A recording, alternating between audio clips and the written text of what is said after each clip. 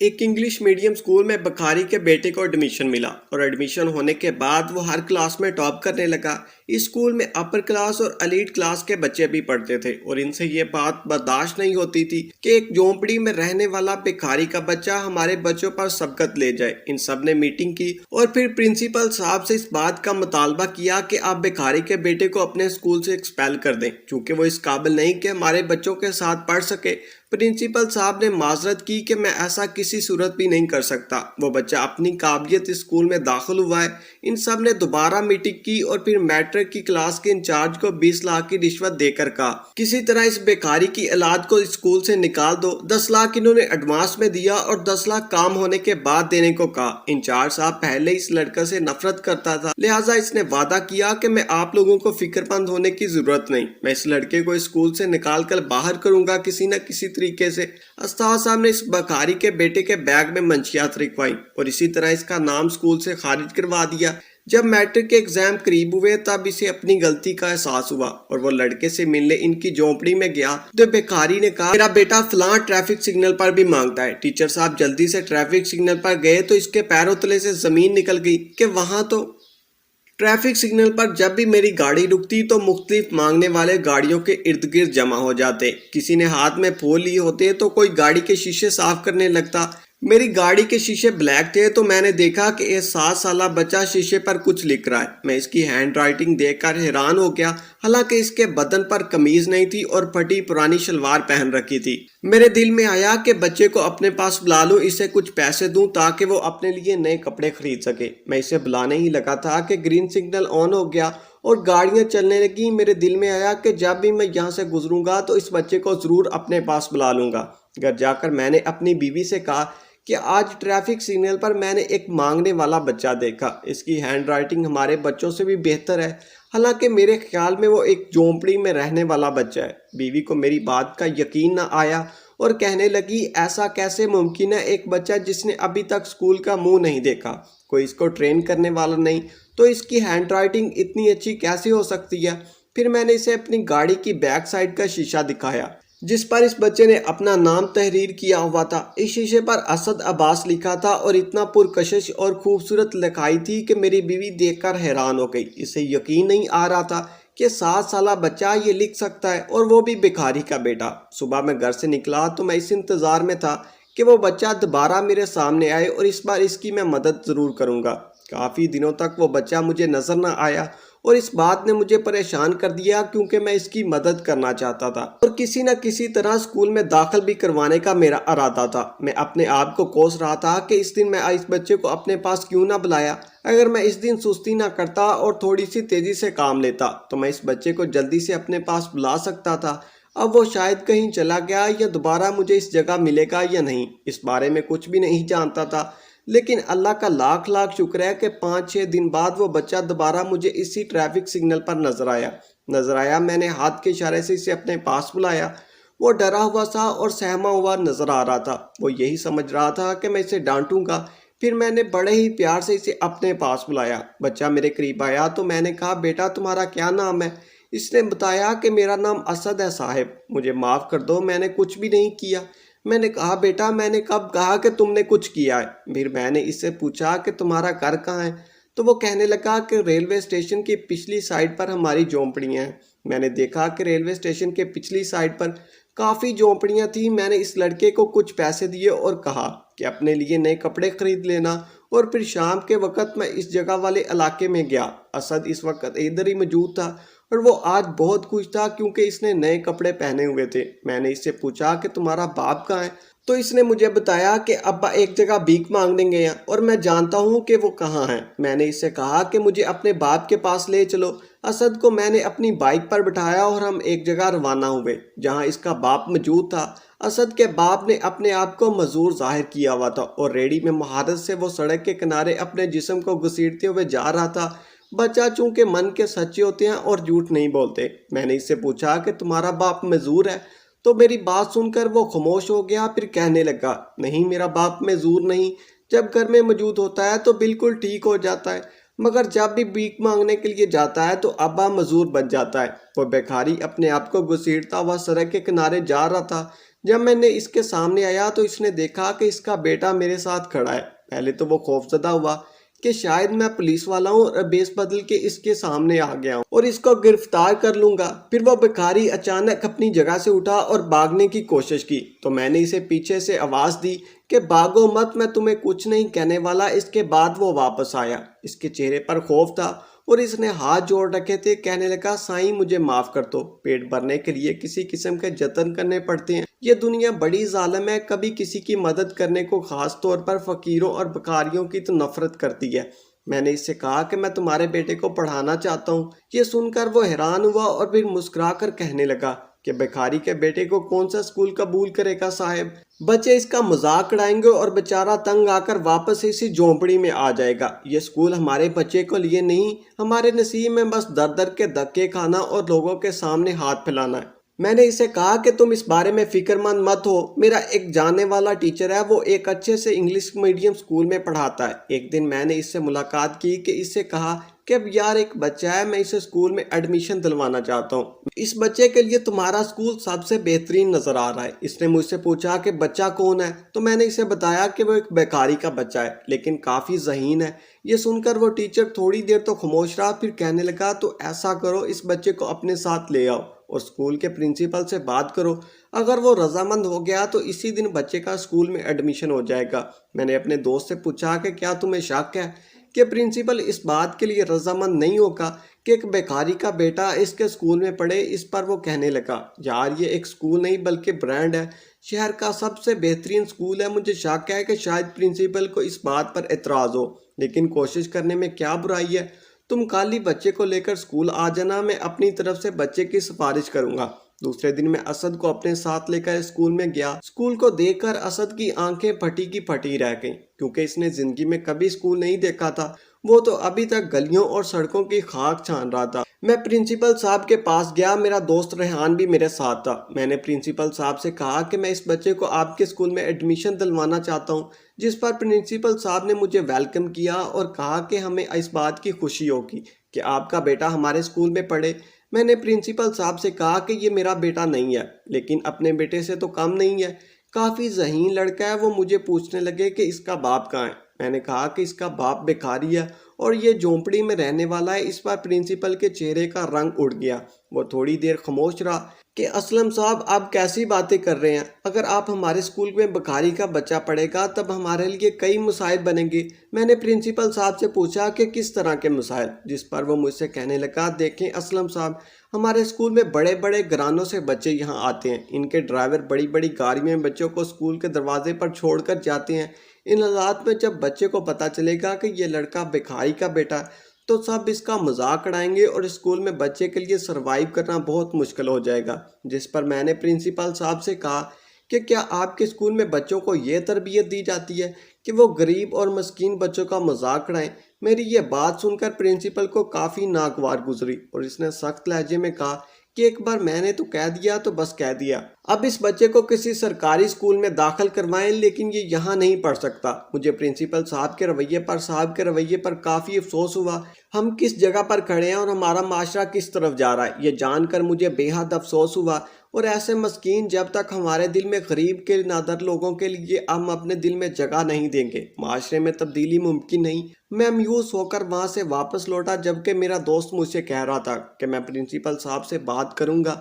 میں نے اپنے دوست کو منع کیا کہ نہیں، کہ میں اسد کے لیے کوئی دوسرا اسکول ضرور ڈھونڈوں گا۔ کہ اگلے دن پرنسپل صاحب کا مجھے فون آیا، وہ مجھ سے کہنے لگے کہ سر میں نے آپ کا نمبر آپ کے دوست سے لیا، میں آپ سے ملنا چاہوں گا۔ میں حیران ہوا کہ پرنسپل صاحب جس نے اپنے آفس سے اسد کو داخلہ دینے سے انکار کیا، ہم سے کیوں ملنا چاہیں گے؟ خیر میں پرنسپل صاحب سے ملنے گیا تو انہوں نے ہم سے معذرت کی کہ میں اسد کی وجہ سے ساری رات سو نہ پایا۔ آپ ایک ایسی کمیونٹی کا لڑکا ہمارے پاس لے کر آئے ہیں، ہمارے اسکول میں بھی ایسے لڑکے نے ایڈمیشن نہ لیا، اور وہ لے بھی کیسے سکتا ہے کیونکہ اسکول کی فیس اتنی زیادہ ہے، لیکن اگر آپ اس لڑکے کی سرپرستی کرنا چاہتے ہیں تو مجھے یہ جان کر خوشی ہوگی اور اسد کو اسکول میں ایڈمیشن دینے کے لیے تیار ہوں۔ مجھے یہ جان کر بہت زیادہ خوشی ہوئی۔ جب اسد کے والد کو اس بات کا پتہ چلا تو اس کی آنکھوں میں خوشی کے آنسو تھے اور وہ میرا شکریہ ادا کرنے آیا۔ کہنے لگا کہ یہ بات تو کبھی میں نے خواب میں بھی نہیں سوچی تھی کہ جگی کے لڑکے کو اتنے اچھے اسکول میں پڑھیں گے۔ میں تو اسد کے لیے ایک ہاسٹل کا بھی بندوبست کرنا چاہتا تھا، کیونکہ جگیوں میں اس طرح کا ماحول بالکل نہیں تھا کہ وہاں ایک بچہ پڑھائی کر سکے، لیکن اسد ایک خوددار بچہ تھا۔ اتنی چھوٹی عمر میں بڑی بڑی باتیں کرتا اور مجھ سے کہنے لگا کہ انکل آپ اس اسکول میں ایڈمیشن دے کر مجھ پر بہت بڑا احسان کیا ہے، میں مزید آپ پر بوجھ نہیں بننا چاہتا اور میں اپنے والدین کے ساتھ ہی رہنا چاہتا ہوں۔ میں اس کی خوشی میں خوش تھا۔ بس میری بہت بڑی خواہش تھی کہ اسد اعلیٰ تعلیم حاصل کرے، وہ تمام لوگوں کے لیے مثال بنے جو ان جھگیوں والوں کو اپنے سے کمتر سمجھتے ہیں۔ میں ہر ہفتے اسکول میں جاتا اور یہ جاننے کی کوشش کرتا کہ اسد پڑھائی میں کیسا ہے۔ تمام ٹیچر اس کی تعریف کرتے اور پرنسپل صاحب دل میں بہت خوش تھے کہ اس کی پروگریس بہت اچھی ہے اور ہمیں امید ہے کہ یہ آنے والی کلاسوں میں بہت اچھا پرفارم کرے گا۔ اسی اسکول میں ایک ٹیچر تھا جس کا نام استاد وقار تھا۔ وقار صاحب ویسے تو بہت محنتی ٹیچر تھے، لیکن اسے اسد سے بہت چڑ تھی، اور اسے اس بات کی چڑ تھی کہ جھگیوں میں رہنے والا بچہ اتنے مہنگے اسکول میں کیوں پڑھ رہا ہے۔ پتہ نہیں اسے اسد سے کیا مسئلہ تھا، لیکن اس کی سوچ جھگیوں والوں کے لیے کچھ ٹھیک نہیں تھی۔ وہ یہی سمجھتا تھا کہ ان کے بچے بھی پیدائشی کریمنلز اور بھکاری ہوتے ہیں، ان کو بدلنا بہت مشکل ہے۔ یہ لوگ فراڈیے ہوتے ہیں اور موقع ملنے پر کسی کو بھی نقصان پہنچا سکتے ہیں۔ ایک مہینہ گزر جانے کے بعد میں پرنسپل صاحب کے آفس آیا اور اسد کی فیس ادا کرنے لگا تو پرنسپل صاحب مسکرانے لگے اور کہا، سر کیا ثواب کمانا صرف آپ کی ہی خواہش ہے یا آپ ہی کما سکتے ہیں؟ میں نے پرنسپل صاحب سے کہا کہ سر کیا کہنا چاہتے ہیں؟ آپ کیا کہنا چاہتے ہیں؟ میں آپ کی بات کا مطلب نہیں سمجھا۔ پرنسپل صاحب نے مجھ سے کہا، میں اسد کو اس اسکول میں ایڈمیشن اللہ تعالیٰ کی رضا کی خاطر دیا ہے۔ جب یہ بچہ ہمارے اسکول میں پڑھ رہا ہے مجھے ایک دلی سکون محسوس ہوا ہے۔ ایسا محسوس ہوتا ہے کہ زندگی میں پہلی بار میں نے کوئی ایسا کام کیا ہے جس پر مجھے فخر ہے اور مجھے دلی خوشی محسوس ہوتی ہے۔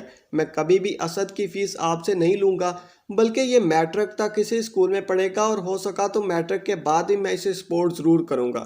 پرنسپل صاحب کی یہ بات سن کر مجھے بہت خوشی محسوس ہوئی۔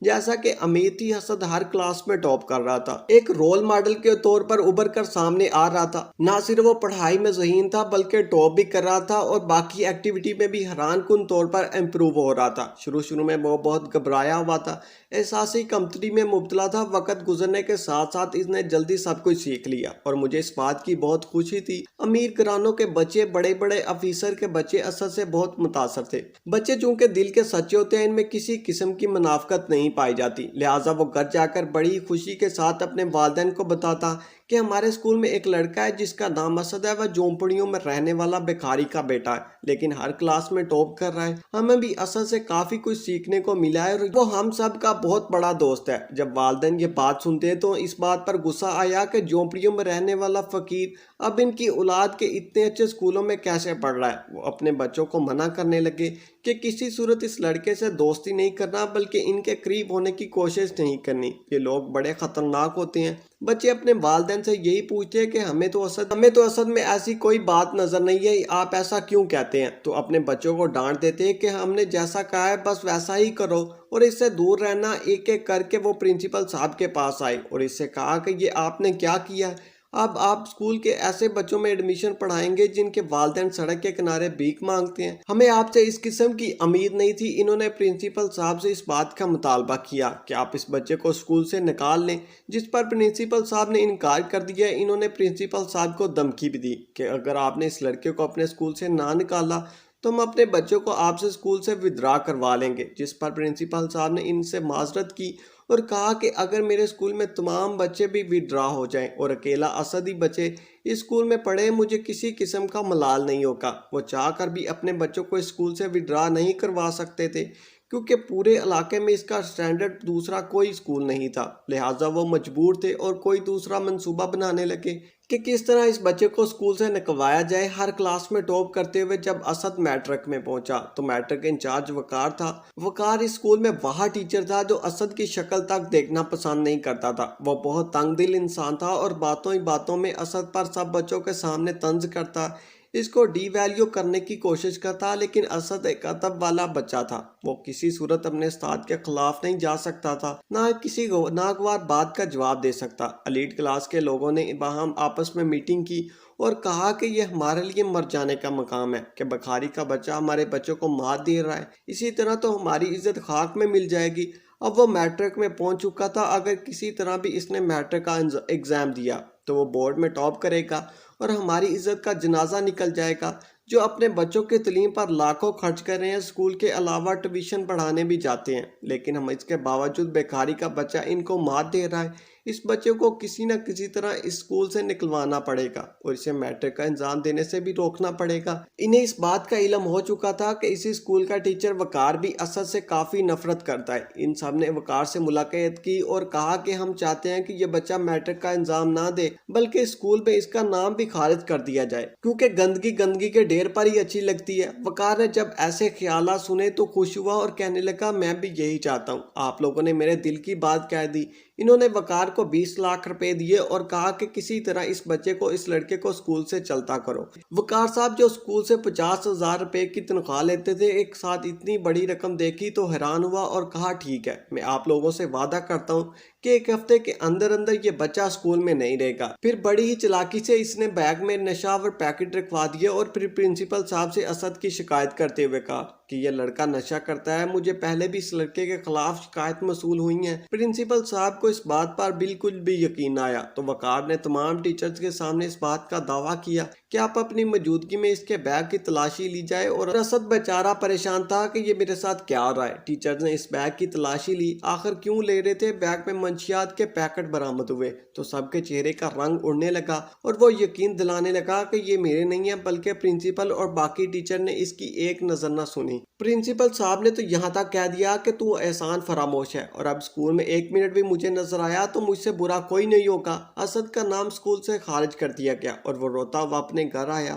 میرے دوست نے مجھے بتایا کہ اسد کے بیگ میں منشیات برآمد ہوئی ہیں۔ مجھے یہ جان کر حیرت ہوئی۔ میں نے اسد سے ملاقات کی تو اس نے قسم اٹھا کر کہا کہ میں نہیں جانتا کہ میرے بیگ میں وہ پیکٹ کیسے آئے۔ میٹرک کے ایگزام میں اپیئر ہونا اس کے لیے ناممکن تھا۔ میں خود پرنسپل صاحب سے ملا، لیکن اب اس کے تیور بدل چکے تھے اور وہ میری بات سننے کو بالکل بھی تیار نہیں تھا۔ وقار آج بہت خوش تھا کیونکہ اسے کافی رقم ملی تھی، مگر بیوی کی طرف سے اسے کال آئی کہ جلد ہی کرائیں۔